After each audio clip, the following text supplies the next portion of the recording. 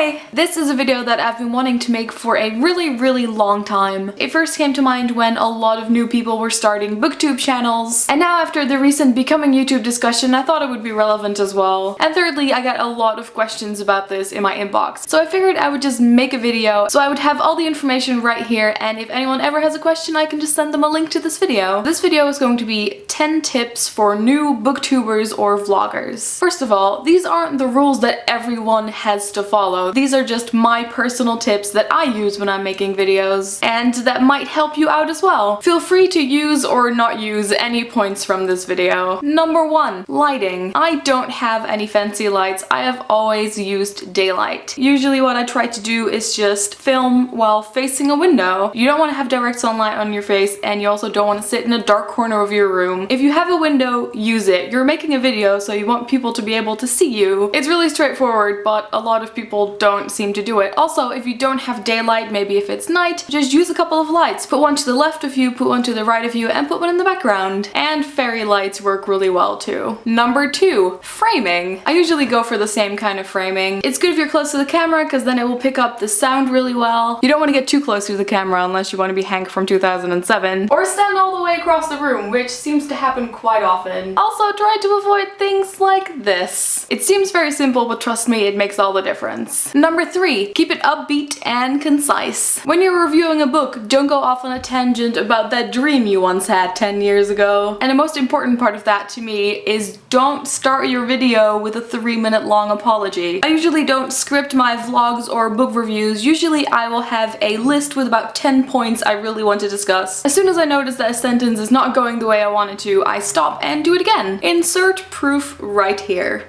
As soon as I notice that a sentence is... Number 4, the editing part. I worked with Windows Movie Maker for the first 3 years and it was fine, except for the fact that Windows Movie Maker likes to crash a lot. But basically, if you have any program that will allow you to cut and paste, you're good. I would suggest editing your video down to about 3 or 4 minutes, maybe 5 if you have a lot to say. My guideline is that usually when I record for 15 minutes, the video will end up being about 4 minutes. We're at number 5, and the rest of the points are going to be about how you manage your channel and how you communicate with people. Number 5, it might be the most important rule of all of them. Don't be annoying. The thing I hate even more than getting hater comments is getting comments on my video from people promoting their own channel. It is the #1 way to get people annoyed with you, and that's not the way you want to start out on YouTube. Don't send group messages to people begging them to please check out your channel. But what should you do? Number 6, have patience. I have been making about a video a week for 5 years, and I recently got a question from someone asking me if I ever got impatient and if I ever almost quit because I wasn't as famous as I wanted to be. The answer is no. I'm not making videos to be famous. I'm making videos because I enjoy making videos. It doesn't matter if you have an audience of 100 people who comment on your video and who you can interact with, or if you have thousands of them. If you're starting out a new channel, please have some patience. Make at least 10 videos. Maybe you can do one every week or maybe one every 2 weeks. Learn how to be comfortable in front of a camera, learn how to edit. I was at 100 subscribers for ages, which is fine. You're not going to get thousands of subscribers in your first 2 months. So if sending annoying spam messages isn't the way to get attention, what else can you do? Number 7, make video responses. This is how you get to know people, and this is how people might stumble upon your channel. If someone makes a video response to my video, I will always watch it, and if I really enjoy it, I might subscribe or tweet about it. And even if that doesn't happen, you still made a fun video and you interacted with someone. That's what YouTube is about. Number 8 is connected to this, and it is make friends. A lot of the friends I made on YouTube were people who were starting out at the same time. You can make videos together, you can help each other out, and it's really easy. Just send someone a tweet, send someone a message. YouTube is 100 times more fun if you're not doing it by yourself. Number 9, this is specific advice for booktubers. Be careful about accepting books. I think I get about 1 email a day, mostly from self-published authors asking me if I can review their book. Before you accept a book right away, you have to do some research, see if you think you might like it. You don't want to have to disappoint an author or feel really pressured to make a review because that takes all the fun out of it. The first time I was offered a book, I accepted it immediately because I felt so honored, and I ended up not wanting to read it at all because I didn't like it, and then I felt really bad about it. So just think about it before you accept something for a review. Also, in case you were wondering how to get books for a review, you need to build an audience first. You can't go to a publishing company and say, hey, there's like 5 people watching my videos, can I have a free book? That's not really how it works, so don't worry about that when you start out. Make book reviews, have fun, and if somewhere down the road you feel like it's time, you can try and email a publishing company and see if you can get an advanced reader's copy. And if you're lucky, they might even contact you. I've only started accepting books for review in the last year because before I just enjoyed reviewing the books that I bought myself. Also, getting free books should not be the ultimate goal for starting a booktube channel. And the final tip, number 10, is start something new. It can be starting a new tag or a new video format. If it's something you enjoy, give that project a name and make a couple of videos, and maybe people will like it and start doing it as well. This has happened with Thoughts from Places by the Vlogbrothers and Document Your Life, which has been going through the booktube community. Start a fun project. Projects are great. Also, if you want to get some tips, just watch videos by your favorite YouTubers and try to figure out what you like about those videos. I really hope that this video was useful. If you have any other questions, please leave them in the comments, and I will talk to you guys later. Bye!